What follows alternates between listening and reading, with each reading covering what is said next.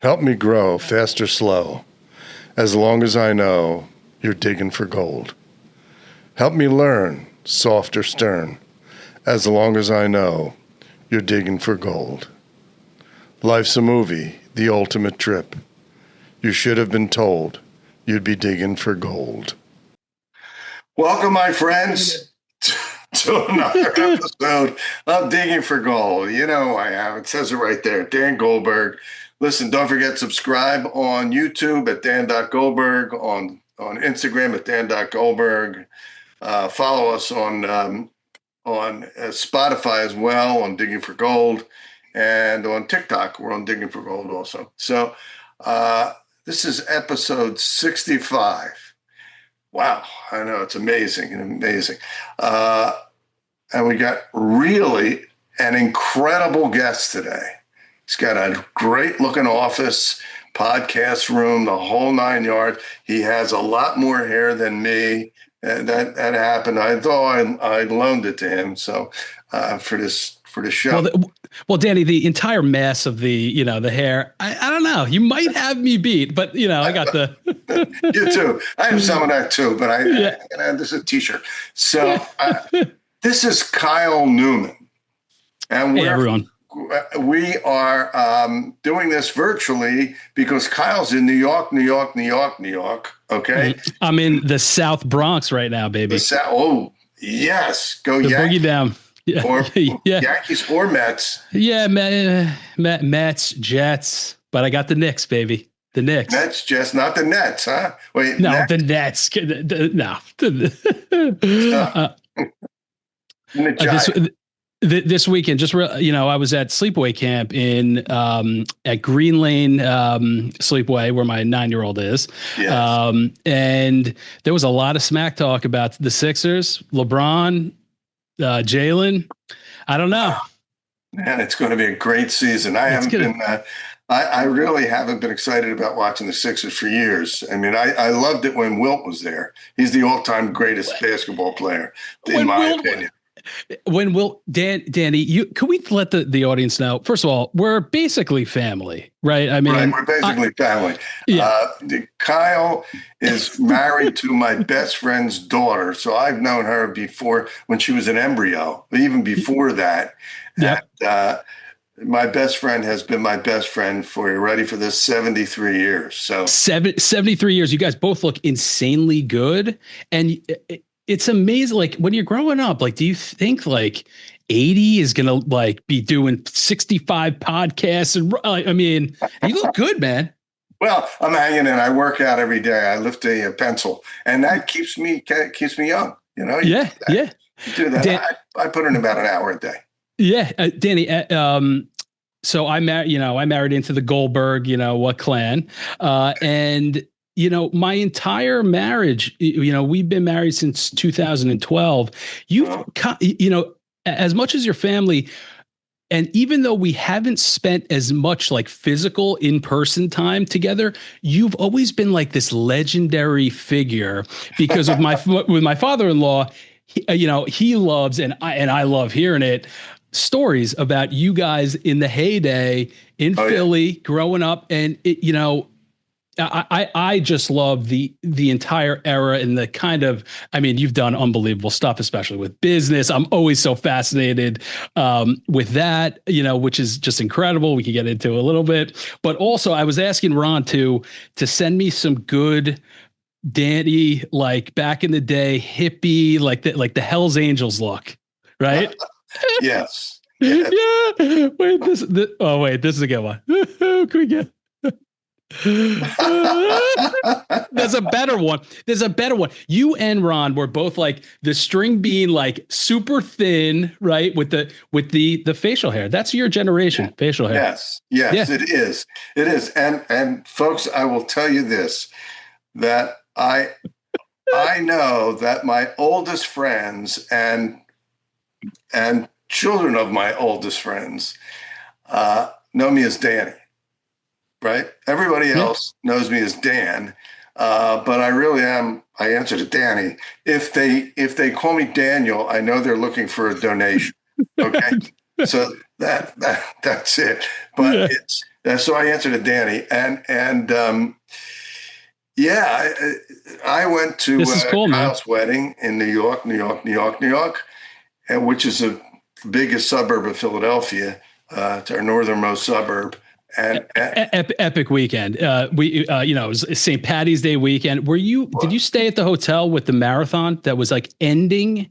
So yes. At like 6 a.m, they're like on the megaphone, like calling out names. I'm like, just went to sleep like an hour before, still probably, drunk, or, high off, the whole weekend. And they're calling in people from the fucking marathon right at the finish line, like under our, like, I looked out the window. It was like, right out the window. I'm like, what is going on? Like police activity? But that was an epic weekend. I mean, having you in our lives, I mean, it's really a testament to the type of people that you and Ron are, and the families that you've built, and kind of just the overall attitudes that you guys have had. It's really inspirational to me.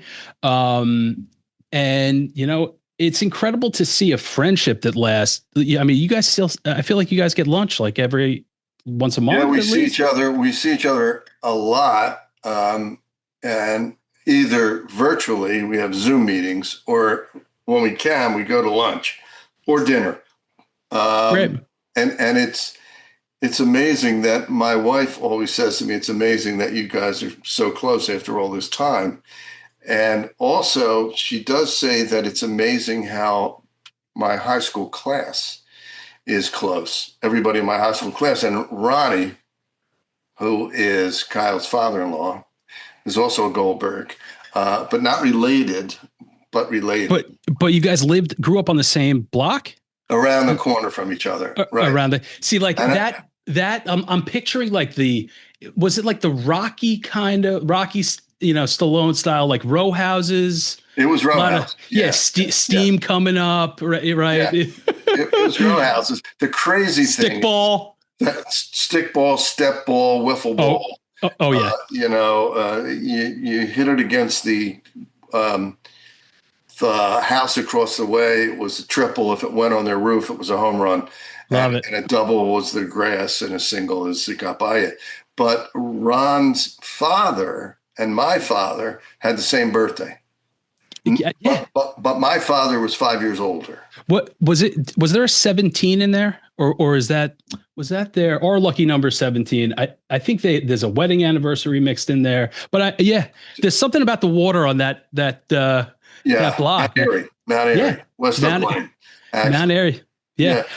I mean, growing up in Long Island and being a New Yorker, I really didn't have any friends that were from Philly growing up. And it wasn't until I went to University of Maryland that my best friend Todd from Huntington Valley introduced me to this. I'm like, this whole new world of there's this big Jewish contingent. They go to this place called the Shore. And it's right down the block from AC, and they love cheesesteaks. I mean, Dino's, it's like everything I never knew I really missed in life. It is amazing. If you're in Philly, from Philly or the Philly area, that includes South Jersey and parts of Delaware.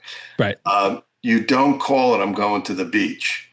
You say, I'm going to the shore. Right. Or I'm down the shore. I'm going down the shore. I'm down the shore. Right. And if you're going to the city, I'm going to town. Right. I'm going downtown. Right. I'm going to Center City. I'm going to Center City. Downtown is South Philly. Right. I'm going to pick up some eggs down by the Schuylkill. It's true. There are certain things that we say correctly that other people don't. Yeah. It's what I have in here, which is called water.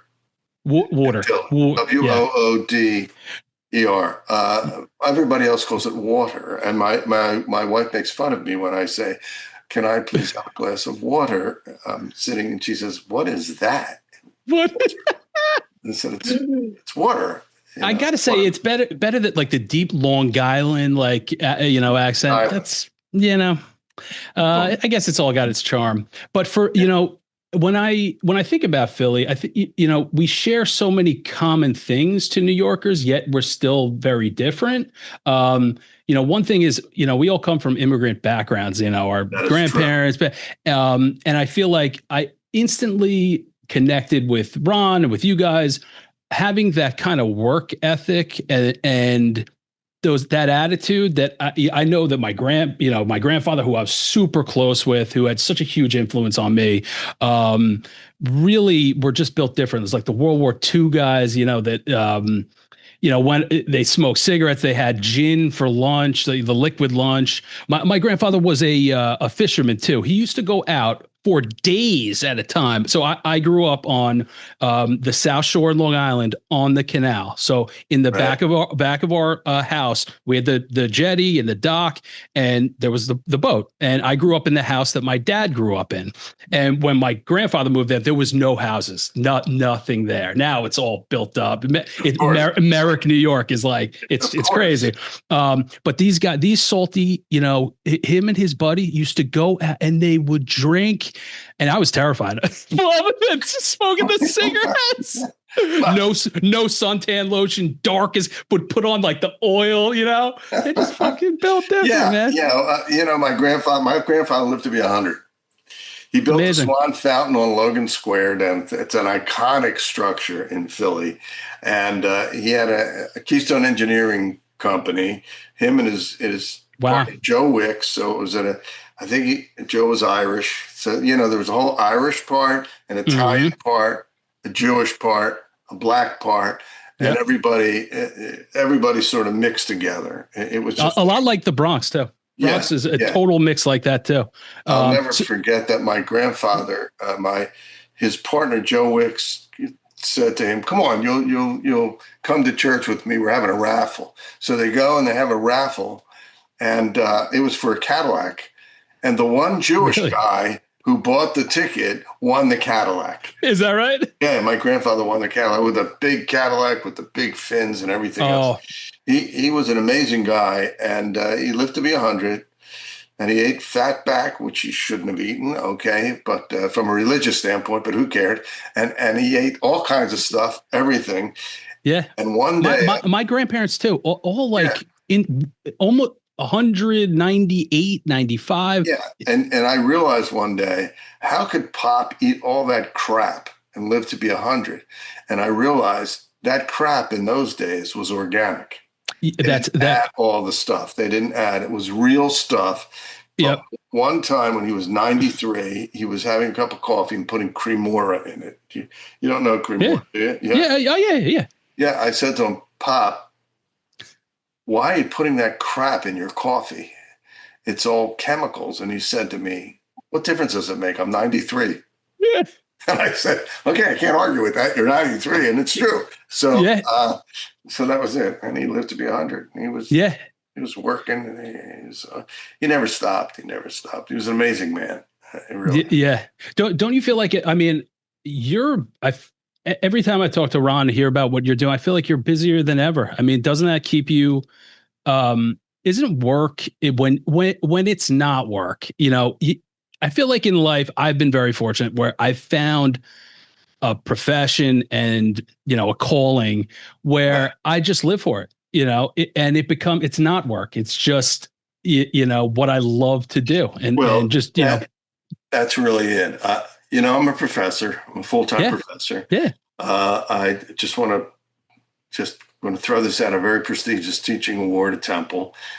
Obviously at Temple. Okay. I've taught at Penn State as well. For quite a while. Kutztown University, Rosemont College. But I graduated from Temple. I also got my master's at Kutztown, my doctorate at Del Val. And I remember saying to my department chair at the time when he turned, I think it was 60, and I'm about 10 years older than him, maybe more, a little older than that.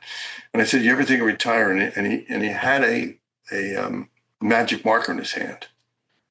And he said, "They'll have to peel this magic marker out of my cold, dead hands." That's great. And the fact of the matter is, it's true. I write books. I'm in the middle of writing a book right now, and Can I ask what the premise? The premise of the book. Just go autobiography. Keep it simple, Danny. Don't overthink it. Autobiography. Autobiography, which means I'm writing about myself in my car. Yeah, right. Yeah, a lot of car.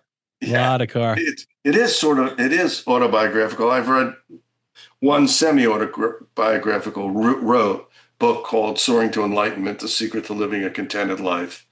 I wanted to ask you about if at any point you found like the esoteric spiritual stuff that helped you through. Well, there is something, and that is that I try to be a kind, good person, and that's very important to me. And I've been taken advantage of, so I am not that guy as much anymore. But I realize that, and I've said this before on the show, if you hold it against people, if somebody does something to you, and you let that anger manifest in your mind and in your heart for years, they're controlling you without them even knowing it. So it's best. That's 100% true. Just let it go, and you'll move forward, and they'll have to deal with whatever they did. One guy who actually went to high school with me, his wife, when he went to the reunion, he's had a stroke and has a hard time getting around, but he was at the reunion, and the first thing he said to me, even though he knew that what he did to me, he said, "My wife said, if Danny doesn't kill you, you'll be lucky." Really? Why this guy was a bad bully? He did bad things. And I introduced him to his wife. I'm the godfather of his daughter. I mean, he said to me, "I still consider you my best friend." And I went, "What?" But you know what? Let him live and be well, because I let that go years and years ago. But you don't forget it. It's there, but it doesn't control you. And it's very easy to get caught into someone's frequency which is just negative. And usually, like for me, I'm a very passionate guy. I carry my emotion, you see it, I'm sure. And if someone does something really bad to me, it's really hard for me to let it go. I've gotten much better at this, in my 40s. But coming from a very being a trial attorney is so adversarial that for a long time I just could not let things go and would take it to I want to eviscerate you. Yes. Well, listen, if you wrong me, but I'll be your best friend in the world, and I'll lay down, on the tracks for you. But if you fuck me over, man. Well, and I felt that way initially, and then I went, well, what am I doing? Right. Because I'm spending so much time just wanting to eviscerate. That's a good word. The person that did me wrong, that it's not positive. I'm not being it holds you back. Yeah, so, it brings you to their level, right? Their stupid level, and if anything, that I hopefully have taught myself and my students and my family is just let it go. There's nothing you can do about it, and a person like that has to live with themselves. Yeah, and I knew that person had been living with himself for what he did to me. When the first thing he said to me was, "I didn't blah, blah, blah, blah, did I?" So he'd been thinking about me on a real estate deal. And he said, Oh, really? I didn't screw you on that deal, did I? And I said, well, yes, you did. And I did all the back work and everything else. And I know that was on his mind and that's probably why his wife said that to him. But you know what? Really let him live and be well. I have my own life to live. That's it. And the thing that makes it worthwhile for me is that I get to have my students, and I speak to my students, and I listen to my students, and I love the feedback my students give me. And I have this show where I can speak with people, all kinds of people from all different places and from all different cities. And how cool is it? We can do this stuff. It really is. Just getting to talk to people from different walks of life. That's always been my thing too. My real, as a lawyer, I didn't go to, I went to Toro Law School out in Long Island. We used to call it the Harvard of Suffolk County. I was this close to flunking out of Maryland, but I was always a street smart, guy. And my superpower, for better or worse, is I could always find a common ground with anyone, no matter where they're from, what their background is, it does not matter. I can always find a way, to figure you out and to get to the core. And I think that's been the gift of mine, especially when you're presenting someone's case and talking to a jury, that otherwise would hate you. Exactly. And I tell my students that. Yeah. I say to them, I can guarantee you that I have something in common with every single person in this room. And so do you. You just have to find it. You just have to listen to people. You just have to spend the time and not be all about yourself, but finding out about other people. And if you do that, not only will you be an excellent lawyer, you'll be an excellent salesperson, you'll be an excellent friend, you'll be an excellent person to be around, you'll know how to communicate with people. Even if you're an introvert, it's okay. It's totally. The greatest thing about introverts that I heard, and believe it or not, I tend to be more introverted at home than I am teaching and doing my other stuff. They have a great sense of humor, typically. My introverted friends always have like a really sick sense of humor, Bing. What's his name from the movie Silence of the Lamb? Hannibal Lecter? Yeah, the guy who played Hannibal Lecter is Anthony Hopkins. Anthony Hopkins, right? So Anthony, I could see him playing you in the made-for-movie. I called him.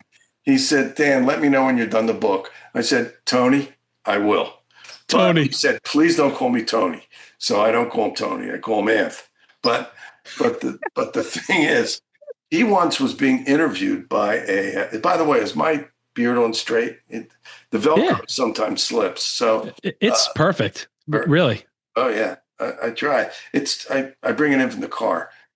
So when I was listening to him, and this woman was interviewing him about acting, and she said, "Boy, it must be great being in LA or New York and going to all those celebrity parties, and you must be a lot of fun." And he said something I'd never forgotten. And this is maybe not exactly verbatim, but he said, "I'm an actor. That's my job. I act. When I'm done acting for the day, I go home. I have dinner with my wife like everybody else. I do the thing. Right.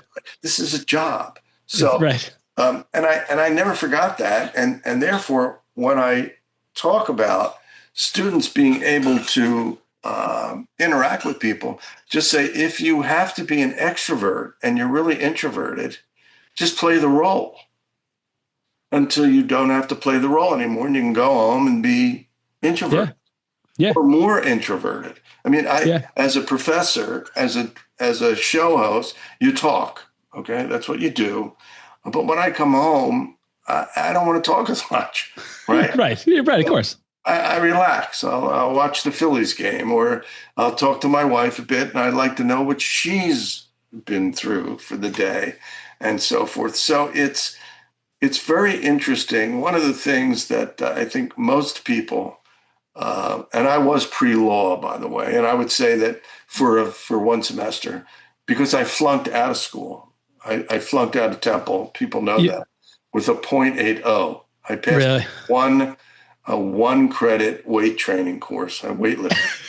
That was it. It was a miracle. Daddy passed. Daddy passed. And I'll never forget, I came home and I went, I flunked out. And then I got my 1A during Vietnam, which was the stupidest thing I ever did, was flunking out of school because it was deferment. So that was the time where the draft was going on, and then Well, I don't think no, they hadn't done the draft. Yes, I guess they had. Okay, because I knew that it was not a draft deferment. Okay. Okay, so So were you like with Ron, like in the Ron's reserve stories are like Ron yeah, is my father-in-law. well, Uh, I was in the National Guard, but okay. everybody that was in the National Guard was in the Army. I mean, you're in the Army, and now not they just deploy National Guard units all the time now. So it's not like, oh, I'm home, right? Okay, Oh no, yeah. Oh yeah. when are they sending me to Iraq or Iran or whatever? But yeah, I was a combat engineer. I forget what Ronnie was in, but I don't think he was in infantry. But whatever. Didn't know he wasn't. I think he drove a tank once, but maybe by accident. That was a mistake, I think. What was this? With him, his story, it always seemed like a episode of MASH, like. Well, I used to go visit him because he was at Dick's, which is close to Philly. And but I was not even close to Philly. And it was like. So pre-deferment was the beard, you shaved the beard. Did you have a ponytail? I didn't have a beard. I shaved my hair. I did everything. Okay. I didn't have the beard when I was a student that flunked out. I didn't. I looked like a non-bearded human being. And then when I got out, I said to myself, you know what? I was an idiot. All I had to do was apply myself. Apply myself. Just show up. Show up and do the work. It's not that hard, just do the work and don't have a million excuses. And I tell that to my students now. Just do the work, because if you don't do the work and you leave here and you get a job and you don't perform in your job, you'll be fired. That's the deal. You'll be fired. They're not going to put you on the payroll expecting that you're going to not fulfill your job. They put you on the payroll because you have a position to fulfill and the tasks that go along with it. And if you don't do it, adios, amoeba. Okay. Yeah. Because you've turned into a one-celled animal, right? Yeah. So, I get it. Yeah. Wait, I lost you on your. There you go. Now? Yeah, I can hear you now. So, Danny, your students, they're all in the business school? Yes, I am the academic director of the Business Management Bachelor of Business Administration program at Temple. So I started in the business school at Maryland, and my first semester I got a 1.3 and also almost flunked. My parents forbid me. So that year, Maryland was in the national championship and ended up winning that year in basketball. My parents forbid me. You cannot go, of course. Next day, got my buddy, picked us up, drove down to Atlanta, stayed at Emory, epic college run at Maryland. But for me, Dan, I really can't remember learning much to be honest, in my courses at Maryland. Maybe it was because some of my courses were my freshman econ class that I failed had more kids in it than my entire high school. It was like 700 kids, in this auditorium. So, I just didn't know how to do the work and actually be a student. And it wasn't until much later that I, got a handful of good professors. One of my best was at community college. And one of my English professors. English was always my thing. Writing, I love to write too. Always. It's interesting because last week I spoke to a guy I haven't spoken to in about 50 years, maybe more. We went to community college together because I had to go to community college because I couldn't get into Temple, even though I went to the #1 academic high school in the country. Did you? Is that right? Central. Where? Yeah, it was Central, #1 academic public high school in the country. Yeah. But is it still around Central? Oh yeah, it's it's in the top couple hundred. Yeah, it's really. Yeah, but it was not co-ed at the time. It was all guys. So the interesting thing is that I want to get my train of thought here. Was today, no, last week when I was speaking to this guy, he said that the one professor who was most influential in his education, and he became a teacher, was a community college. And he, yeah, I've heard that many times. yeah, and today I was communicating with another professor, and he was talking about students and what makes a student special in a way, just in a sense of learning. Okay. And my comment to him, and I was sort of reiterating what he was saying, is GPAs, are okay. I get it. GPAs are important for, law school or whatever, but I think they're overrated because I do too. Well, the thing is that you can get a 4.0 if you're a really good test taker. You have a good memory for taking tests and a really good paper writer, even now with AI, assuming that you don't use AI. Okay, you can do that and get a 4.0 and not have learned anything. Okay, you just have learned how to write papers and how to take good tests. Okay, but those kids have to be they're incredibly smart. If they're great, they're smart as can be, but the other side of it is, are they inquisitive, or do they ask questions? Can they take that information? Innovative? Yeah, right. Can they take that? Innovative? Yeah, right. You can get a 2.5. Mine was a 2.67 after all the time, but you're always thinking, you're always asking questions. You're not agreeing with the professor. You're not agreeing with things that are going on. You're trying to be innovative. You're trying to make things different. You're trying to do things different. You may not be a great test taker. You may be a lousy writer, and you don't want to be in my class if you're a lousy writer because I'll correct you. But then you'll learn, okay, how to be a better writer.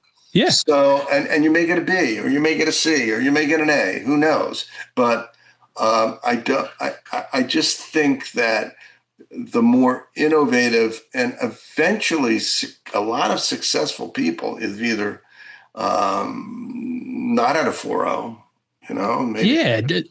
How many people get a 4.0? So I think that I used to say to my students, some people just aren't built for school too. No, like, they're just correct. That's correct. And there's nothing wrong with that. I would say to my students, the first day of class years ago, if I had 50 students in the class, I'd say, how many of you, if I could give you a C, would never have to come to class? And some of them would raise their hand. And then I go down the scale. And then they know I'm going down the scale. So how about a C plus, a B minus, a B plus, blah, blah, blah, blah. But an A, almost all of them now had their hand raised. 2 or 3 or 4 would not have raised their hand. And I would say to them, how come you didn't raise your hand? They said, we're here to learn. We're here to learn. And that is the key to it. If you're here to learn, really the other stuff doesn't matter. You'll get your grade. You'll do fine. Right. You're here to learn. You're here to question. You're here to take in information. You're here to give information. You're here to do research. You're here not to believe everything. I always say to my students, don't believe what you see, you hear, you read, not even from me. I'm just your professor. I'm a human being. Okay? You do your research and find out from all over, including AI, but AI can make mistakes. Okay? So. Of course. I mean, so it's just a totally, I'm trying to think so I was at the cusp. So I graduated college in 2001 and then law school in college in 2005, law school in 2008. So when I was taking the bar in New York at the Javits Center, it was the second year ever that people could take it on laptops. Wow. That was like the biggest thing. And actually a third of the Javits Center that was on the laptop, the program crashed and they had to automatically retake the bar. Oh my God. Worst thing ever. So funny story about about the bar. So I took my bar study class with this guy, John Pieper, who at the time was probably in his 70s. The guy lived for law and he would take the bar across the country. Okay. He'd take 5 New York State bars. And my dad, who's also was an attorney, John Pieper's first year, he took his bar class and loved him also. And this guy would predict, in New York, there's different essay questions, and this guy would predict every year what essays he thought were going to be coming up. And of the 5 essays, I think he predicted 4 of them. And Wow. it was like you walked into the test. I was like, yes, like commercial paper, like some like I'm like, yeah, I looked at that. Yeah. But Dan, for in not really. No, so I'm from a family of personal injury attorneys. My grandfather, old school, very successful, had incredible practice. Is still around. Right across the street from where the Trade Center on Vesey Street downtown, but like old school, always dapper. Growing up, would go to like the Bronx bar, the Manhattan bar, these events, and just be around like incredible attorneys that I was just exposed to and had no clue who they were at the time. But growing up and then seeing it as I became a young lawyer, the best attorneys that I have ever met were the most normal, down-to-earth guys that would just sit down with a kid and chop it up and talk and find a mutual thing, to talk about. And we're humble and, and we're just cool. But, for me, going to law school was the best thing possible because I looked at law schools like it's like SEAL team training. It's like you're training your brain and your stamina to read and to comprehend at an insane rate that you would never be able to do outside of law school because of how demanding it is. And then the bar study is like, how do I fill my brain with so much information it's about to explode, and then do the bar. And it's basically 99%, gone. Wow. Yeah. And it's heavy duties for at least the first year and a half. Oh, for the first year. I never worked so hard in my life. And my first year, I almost flunked out because I didn't know how to really take a test yet and settle down. I'm like always, kind of, I just needed to slow down and really re-strategize. But when that happened, yeah, man. The law school was great. Also, for myself, at least, young kids coming up, they always ask me, what should I do if I want to be a lawyer? Should I do criminology, criminal justice? What should my major be? I always tell them, you should just go out and be a waiter at a restaurant. That is the best experience. If you want to be able to, deal with people of all walks of life, get good on your feet, do it yourself. Being a waiter was like the best thing ever for me. Really. How long were you a waiter? So I got kicked out of a sleepaway camp at 15 for smoking pot, and the second weekend, come home. It was the worst. Cried my way home. My dad, it was awful, but made me work that entire summer. I worked as a busboy. And then worked my way up. I was a runner at this really fancy seafood place where I was stacked the plates up. And then from there, everywhere, all throughout college, law school, always was working, waiter, bartender. Wow. When I was at Maryland, I worked at this nightclub, and they would have a gay night on Thursdays. Okay. And they used to love me. All right. And my dad framed this. There was a guy who came in and interviewed me, and there was a whole blown up picture. I think it was like the Washington Blade, of me talking about he's easy on the eyes, oh, my dad, he loved that. I don't know how he got a hand on that, but yeah, I mean, again, like through law school, I feel like with business though, especially with business school, there is so much that you need to understand from a mathematical standpoint, how businesses operate, stuff that was really way over my head, and takes me a lot of time to try to understand as a business owner and as an entrepreneur. I spent a ton of time trying to understand how to run a business and, good best practices and trying to learn from as many people as possible. It's interesting because when I teach from a very practical standpoint. Yeah. I say theory is great because everything starts with a theory. If I do this, what will happen. Okay, so I get that. But once you do something or decide on something, the theoretical ends and the practical begins. And what you want to do is learn from people who have done it, have made it or not. Mhm. You know, the mistakes, you learn more from the mistakes than the successes. Usually no failures. question. The failures are the best. That is the only way you learn and grow. Fail as much as possible. You know, that's the only way you get, because no one who's great, you know, was perfect. They all fail, you know, until they got there. Until they get, and it's amazing how many people have gone bankrupt and then become extremely wealthy, and they just learn from it. So as you're growing, and now I really want to get into your entry into the law field. Sure. What was it? Was it your father who said, I want you to be a lawyer? Yeah. So I told you I'm from a long line of personal injury attorneys. My dad, after law school, I had a job. I got a job as a DA out in Long Island. My dad's like, skip the DA, come work for me. My dad was a solo practitioner at the time, has a great personal injury practice in Throgs Neck in the Bronx. And like and by the way, DA, for people that don't know, it is a district attorney. Yeah, a district attorney. Which is a great way if you love court, the idea of being in court, that's a great way to learn and get instant access to that. Because my upbringing was really not typical at all, because I came into a practice where my dad very successful, incredible business guy, great with clients, hated going to court. So he would outsource everything. He'd refer it out, guys would go, and he knew what I was like. He's like, day one, you're trying every case, you're going on doing every deposition, everything. The most high level, every trial, the first 15, 16 years was always up against the senior partner of these massive, unbelievable defense firms.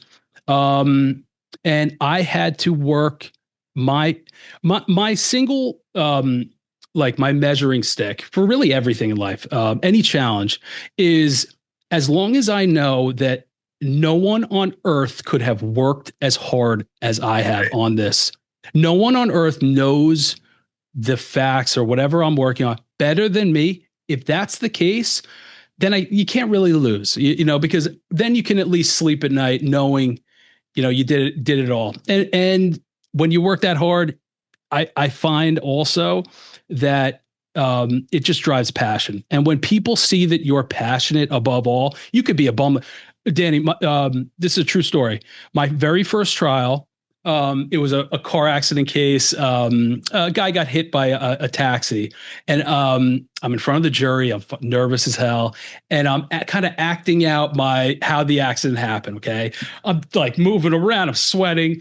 So I didn't see this. They wheeled out the evidence cart like in front of where the jury stands, and I'm so animated I don't see it. I flipped over the cart in court, and it like basically exploded in the air. I'm like beyond red, flustered. But they saw how, invested I was, and I ended up winning the case, and they loved it, and I had no idea what I was doing, but, I knew I worked hard. You had no idea what you were doing. No clue. Maybe in there, but you knew the case. But I knew the case. Yes. I didn't know how to talk yet in court. I didn't know, I was not smooth, but you knew the case. Yeah. And if you could do that, then really you could beat anyone, because if you know in your heart that you're fighting for the truth and you could support it in your mind, and if you're a passionate advocate, I could, beat anyone. And that's really what I did for about 15 years is, I tried some of the craziest injury cases and also medical malpractice cases. Medical malpractice is really my super specialty. I had a crazy ex-doctor who was a mentor of mine, who my book will be Afternoons with Ron. Dr. Ron was my mentor, who basically every day I would go to his either his apartment or his shitty office, and we would talk about medicine and cases. And it was like I was in Ron's medical school every day. It was like, first year, second year. And he taught me how to think like a doctor, how to look at medical records, how to really understand what's going on in medicine and interpret it like a real person would, and be able to digest all those complex pieces to be able to explain it. Because ultimately, as an attorney, if anyone is choosing that path, your job is to take these incredibly complex scenarios that you're trained and only you are going to be in the best position to actually understand. And then what do you do with that? You have to be able to explain that clearly and concisely so that it's believable, so that it's clear, it's clear. Sure. And that's just a challenge I love. I always I was telling you about my grandfather. We used to do puzzles like Legos and big jigsaw puzzles. And that's like that kind of instilled in me. I just love puzzles, and the more complex something is, the more I love it. If it's life is a big puzzle. It is. That's it. It is. And I think that's why, ultimately, I went out on my own at 40, which was a huge, decision. Yeah, tell us about that. Yes. So I told you, I came from a great family practice, right. Worked with my dad for 15 years, had a lot of success.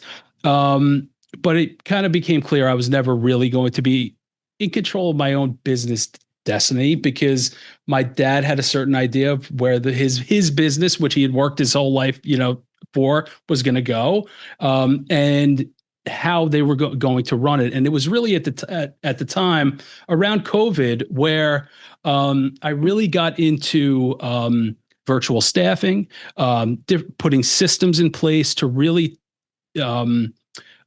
conserve time and to make myself as efficient as possible.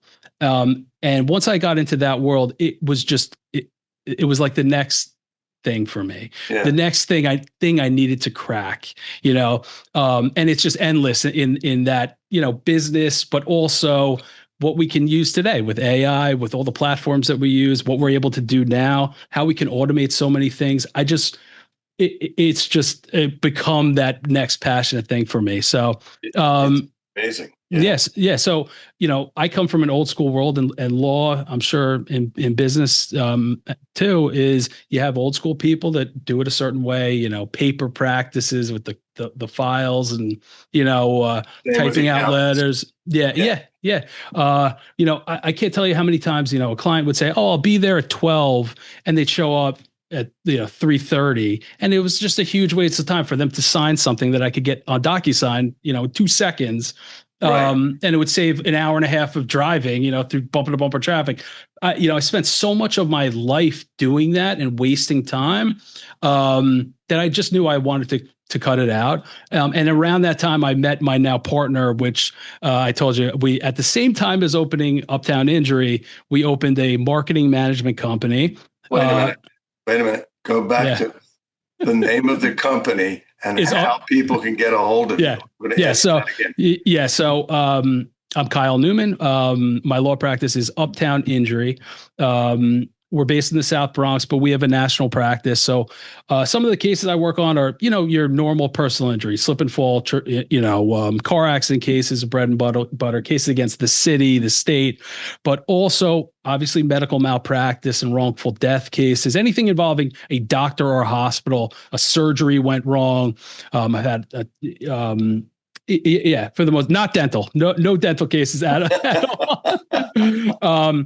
But recently and we touched on this in the beginning, Dan, is mass tort cases, which is also the kind of the next level of complexity, where you're taking elements of medicine and also engineering against, these massive companies, like, for instance, 3M, 3M earplugs, the PFAS lawsuits, where, basically contaminating the entire environment with plastics. I think that's a huge part of why people get sick so much earlier in life and have all these degenerative diseases. No question. Microplastics. Another incredible case that I worked on, Dan, that I'm still working on, is the PFAS lawsuits in firefighting foam. So I don't know if you know this, okay? Firefighting foam is something that there is. Firefighting foam is used by fire departments and a lot on airports and also military bases because it's the only thing that could put out jet fuel. Okay. So there was a huge naval disaster, I think maybe in the 50s, where something happened with the jet fuel spill and it caught on fire and the whole ship went down and all the sailors, died.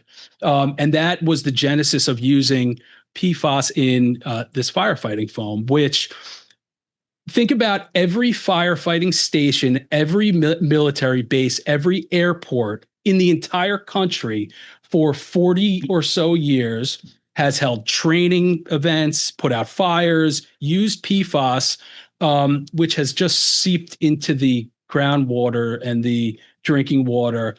And in towns, especially, you can look this up. If you go online, it's PFAS. If you go on uptowninjury.com, we have incredible content on uptowninjury.com. Yeah. Okay. The firefighting foam stands for what? It's like polyfluorocarbon. It's got a long technical name. But it's essentially these forever chemicals that the manufacturers of these of this firefighting foam knew would never go away. And once you're done spraying all this foam, and then the firefighters would get it all over them, it'd be inhaled. Similar deal to like, asbestos, mesothelioma, cases. That's just everywhere. But so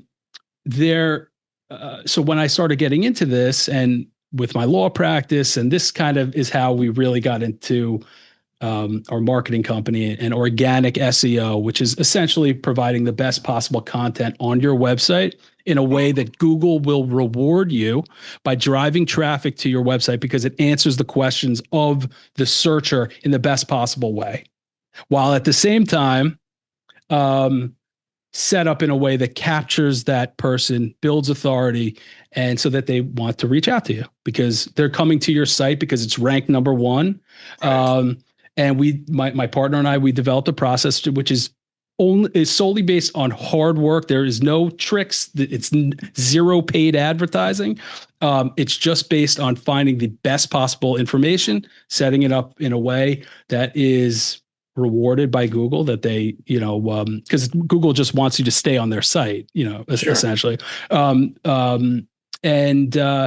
we had this epiphany that we could leapfrog the most established law firms in the country, the Morgan & Morgans of the world, the biggest law practices in New York City, guys I looked up to forever, little old Uptown Injury, who had been in existence for 6 months with a website that was that old. It should, this process, it should not happen. It can't happen.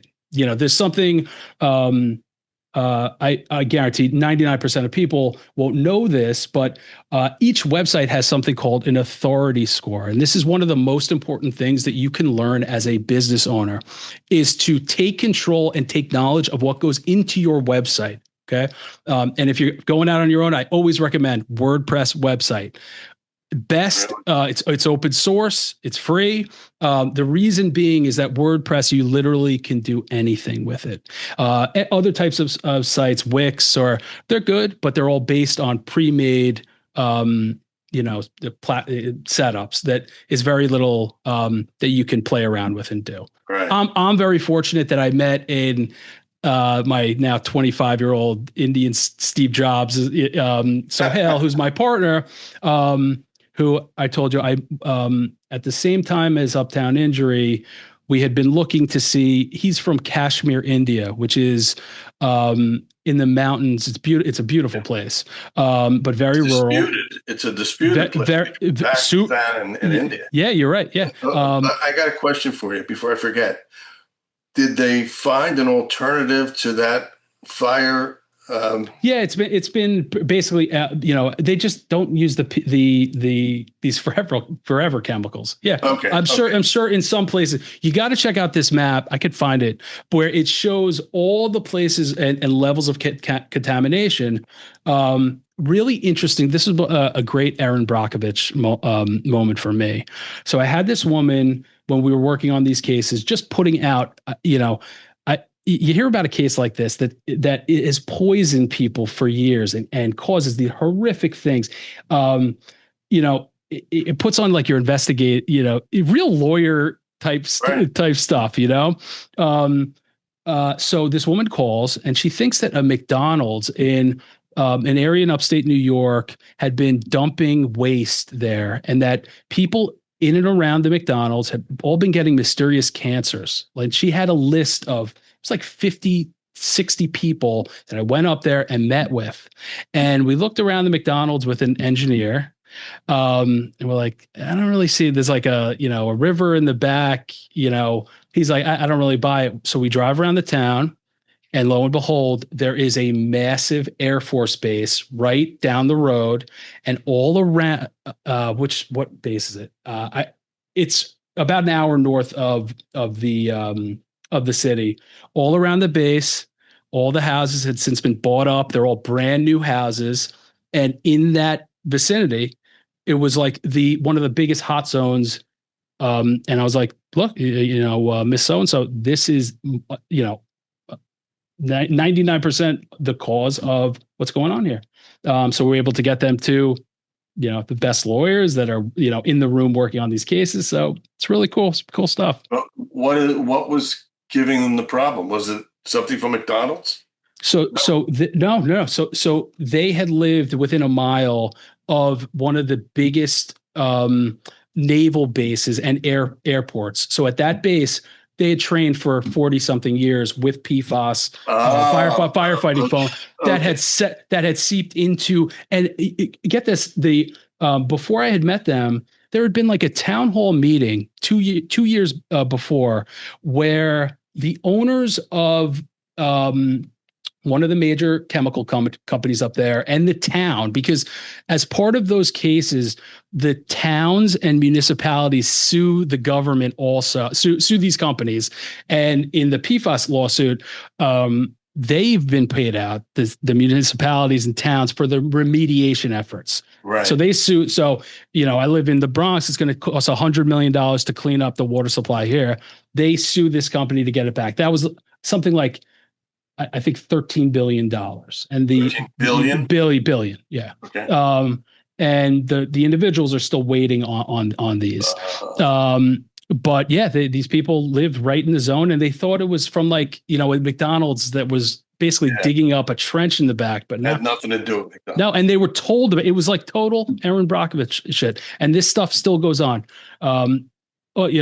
So not only is it cool, you get to give people who really have no idea what's going on, for the most part, that are just looking for answers, and want someone to trust. So I get it. Yeah. I get it. So now let's go back to WordPress. Yeah. Okay. So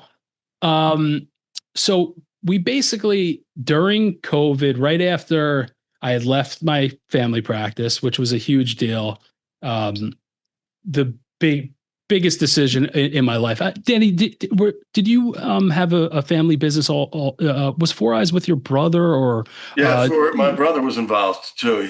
Yeah. So I know what it is. Yeah. Yeah. The dynamic, can cause problems. Yeah. Yeah. I mean, as brothers, as family, you always want the best, and I left not because of money or anything like that. It was to preserve our family, and because me and my brother we were throwing down and putting ourselves through like fist fighting in the office over bullshit, over like the dumbest shit. Not worth it. You're my age and your father-in-law's age, and we go, it wasn't that important. No, we're going to die someday, so let's just all have fun. Right? Yeah, you want to hear? So my grandfather Morty had a brother, Justy, who they grew up in the same. My dad grew up in the same town where Justy lived. They had a liquor store, and something happened with the wife or like where he took the liquor store and they didn't talk until my grandfather was like well into his 80s. And, for a few years, they kind of rekindled, and I had never met him. And at my grandfather's funeral, it was like his ghost walking in. They looked identical. And I talked to him. He was the greatest guy in the world. It was like talking to my grandfather. They were both big guys. Yeah. Yeah. It's a fucking shame. Yeah. So anyway, so you met this guy in Cashmere. Sohail. Yeah. So Sohail Where'd you meet him? Where'd you meet him? In New York? No. So when I started my journey hiring virtual staff and going through that process, hiring, firing, figuring that whole thing out. A great website, if anyone's interested in this, just to get your feet wet, is Upwork. Upwork, I've heard of Upwork. Is amazing. If you have any needs at all, web, social media, video, literally you can find something for anything. It's a great way to, you basically prepare a job, offering, and then people apply and you get to talk to them and you see what the, what the rates are for people around the world. And I mean, it's really an incredible thing, especially for a young business owner who, if anyone's going out on your own, you need all the help that you can get. Okay. Absolutely. Overhead. I was always taught overhead. Keep it as low as you possibly, can. Right. Always. And also, it was always really hard for me to find like paralegals or staff that I could tolerate and be in the same fucking office with. We had this one paralegal. This woman loved ketchup so much, she would like hoard ketchup in her fucking office. Like I don't need that. So here are my so I was navigating that, and then COVID hit, and then this Indian kid, I don't know how he did it, figured out my parents, because I was staying at my parents out in Lloyd Harbor at the time in Long Island, and he got a hold of our number, my parents' number. I think he called the office and got it. And my mom hands me the phone. She's like, "There's some Indian guy on the phone for you." And it was Sohail. And he had seen my stuff, my terrible social media that I was doing. And he just, he begged me for a job. And I was like, yeah, let's do it. And very quickly, Danny, I've never seen a more brilliant, but a harder working, the work ethic level of Sohail is unbelievable. It rivals myself, like what I think of myself when but I can't hang now. I mean, he is, and so brilliant. So, after working with him for about 4 years, I was very fortunate to have that, cause I'm pretty good on computers and I can figure things out, but I'm not that level with coding and, I'm not in the matrix, working on, websites. And we hit it off. We're like brothers. He's like, son meant, my Jedi Padawan. So where he's from, also he had an amazing family, brilliant. The mom, his mom, family? So on video calls. I haven't met them yet. I will in the next few years. He just bought his dad. So where they're from, the roads are terrible. Okay. So to get from like where they're from to the airport is like a 3-day, excursion over lakes. And like, he got his dad like the sickest, tricked out, like it's like their version of the Wrangler, like the 4-door Wrangler, the Indian version. And he just went back there for the first time in, I think it was 3 years. I mean, that's how devoted, he was. Before we figured out Dubai, and I don't know if you remember, there was a period where there's all these influencers and people where Dubai like blew up and people are going out there, opening businesses. I always thought it was cool, I guess. Dubai really happened because Sohail and the business, we really needed to move out of Kashmir because we take a lot of things for granted here. In Kashmir, they have rolling blackouts where they'll cut the power for 6 hours just randomly. every day. Okay.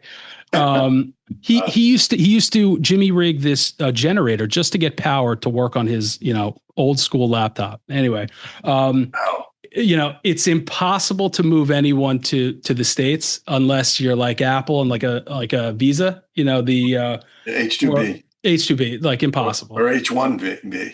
H-1B, I would have had to put him through college, right? And he would have then had to work, and then he'd have to go back. It was like the dumbest thing ever. So we're like, Dubai? We're like, and we looked into it. We hired an attorney who ended up being a back piece of shit. Like you can't believe, got out of that relationship. And basically through his brother, who's also brilliant and is an accountant, also business mind, his younger brother, we did all of our filings, and we have a legitimate LLC in Dubai, which if the CEO, which Sohail is, we own the company together. The CEO lives in Dubai. You afforded all these benefits. So both of us were residents of Dubai, we're permanent residents there. I have my, Emirates card. I have to go back to renew in a few weeks, actually. And wow. He can live there and have an unbelievable life and see his parents. It's relatively close to, it's like 4 hours to fly. And then, now his parents, it's a lot easier. But it's an incredible thing because all of our marketing staff, which he runs, are all in that portion of the world. So based on what I told you just about the SEO stuff, how that part of our business works, it essentially runs like a newspaper where we have teams that work on different, the sports pages, page 6 or whatever, but those are different cases, let's say. Okay. So we developed this system to create through a combination of the best writers, human writers. You cannot replace a human writer. Yes, you can supplement with AI tools, but there's nothing better than a human writer. And in the States, you can't, to get first of all, a journalist level real writer is going to be very expensive. Okay. They're not going to, they're going to be doing other stuff. Like, let's say I got a college kid, they got a million things going on, they're not taking it like for real. So we found that in most of our girls, I told you, they're like, you ever see Kill Bill? Yeah, sure. Yeah. They're like the ninja assassin squad. Like it would be like, that's what they are unbelievable. They're engineers, nurses, doctors, Pakistan is a very interesting place because, the women are so well educated, and there is zero opportunity for them to use these unbelievable minds, because it's such an oppressive place. So we have the whole team there. Is your partner Pakistani or Indian? He's Indian, and they hate each other. But yeah. He's the snake charmer. He's Bill. He's got. I get it. Yeah, and it's propaganda to hate each other, right? No, it's not real. Once they get to know each other, nobody gives a crap. No, it's not real. And also, the women just want to say "fuck you" to the men they're just so chauvinistic. They don't believe in them, and our second in command, who's like the editor in chief, this woman. Just to put it in perspective, Danny. Okay. I actually hired her. I still take credit. She's been with us now for 5 years. She's unbelievable. Wow. She put herself through business school in Pakistan. She is deaf. Okay. She became deaf when she was like 16 due to like an illness, a virus. Taught herself how to read lips and gestures with no help at all. Put herself through business school and can speak, and is the most brilliant, also hardworking, so funny, beautiful. She's the best. Saba.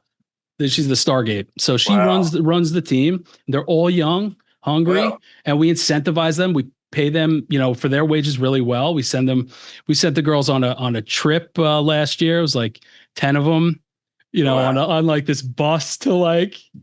That's beautiful. Yeah, it's a beautiful thing. They call us, their family. And now it's like their families all work together. But I'm like the Wizard of Oz. I'm like kind of behind the, so Hell's done a good job. I come out for the annual meeting, That's great. So you've been to Dubai, obviously, right? Yeah, many times. Dubai is, when I say one of the most incredible places in general. I always joke that like they take a bullet for the leader there. The guy, it does like this sign from Dubai. They're really a very incredibly forward thinking to take essentially a desert, nothing there, and in 20 years, you've been there.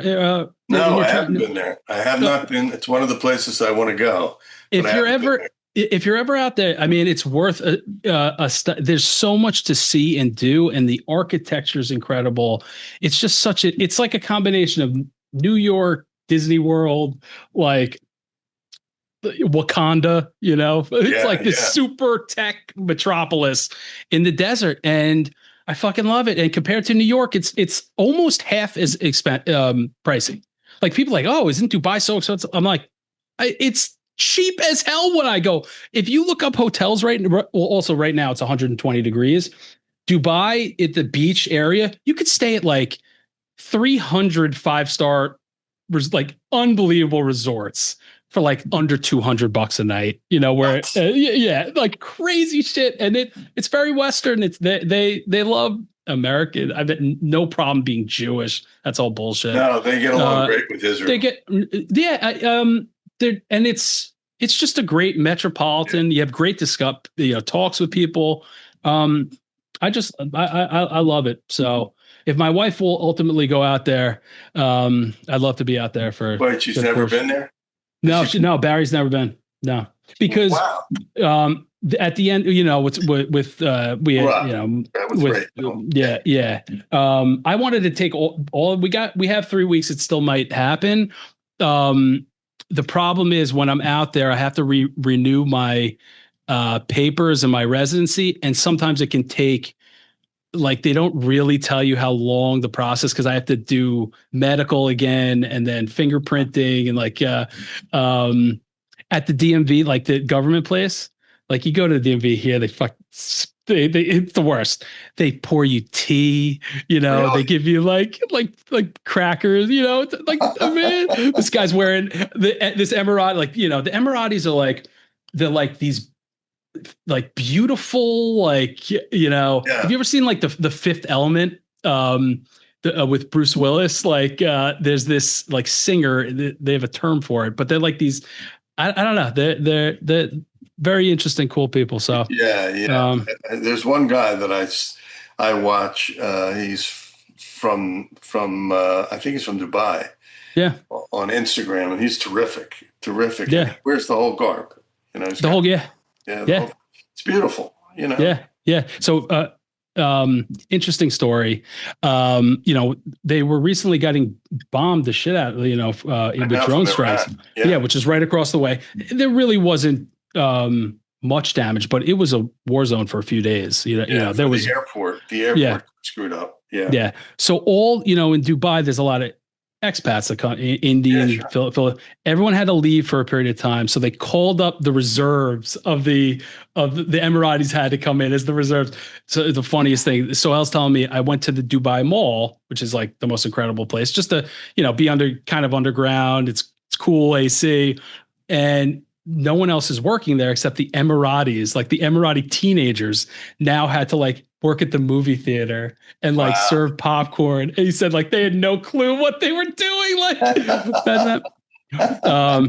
taking your But so now you have this business and you do all these things do you do things for other companies? Yeah. So the idea of having our own marketing company comes from, I can't tell you how many times as an attorney being burned by marketing companies that take your money, promise you the world. You have no clue what they're doing, no clue what's going on your website, which is the most important thing to understand as a business owner. Especially now, we'll see, AI is changing a lot of stuff. It's changing so fast, but still your Google My Business, your website, it should be treated as like your baby, because that will be with you hopefully in that business, generating, clients and leads. And it should just be built and nurtured, not like with these marketing companies that did nothing for years. And, God knows what they did. So after I went out on my own, I went down to a lawyer conference, which I typically hate doing. I just never really liked that. I don't know. Now I like them more because you can actually see some incredible attorneys. But I was down there and I saw how the Morgan and Morgan, the entire company operated, and it wasn't just a law firm; it was a business. Okay, they have is a dedicated marketing, sales, incredible business, and the way that they operate a lot of their referrals by having such a huge practice is just brilliant. Whoever is behind all that, I know, John Morgan is behind a lot of the business stuff, and the sons are incredible attorneys also, but they really have it's a behemoth. So anyway, I'm like, why can't we fucking do that? So Hal, I'm like, why are we going to go out and hire anyone? We could do this. Let's go. So that's where it came from. And using this system, which is insane. Like we've worked with Medicare companies, a bike specific law firm. Now we work with physicians groups, orthopedic practice. We have a great orthopedic practice, and a handful of other law firms doing their marketing, right? Yeah. So doing a whole variety of stuff. It could be from, a full gut reno of the entire underlying web structure. Because a lot of people, when they work with us, then they finally understand, a big part of it is trying to educate, people so that you can ultimately take it over, and, be the captain of the ship also, because that always helps. So we're doing that. It's turned into a full on business. Which also helps feed Uptown and grow. And ultimately, I just like handling my handful of crazy ass med mal cases and then just getting to talk to clients and doing as little of the, shit, the stuff that I just always just hated and don't need to do anymore. But now you have these two businesses, right? And don't. This has been the biggest challenge of my entire life, starting from scratch. Biggest advice I'd give everyone: make sure that you have whatever you think is enough money, double it.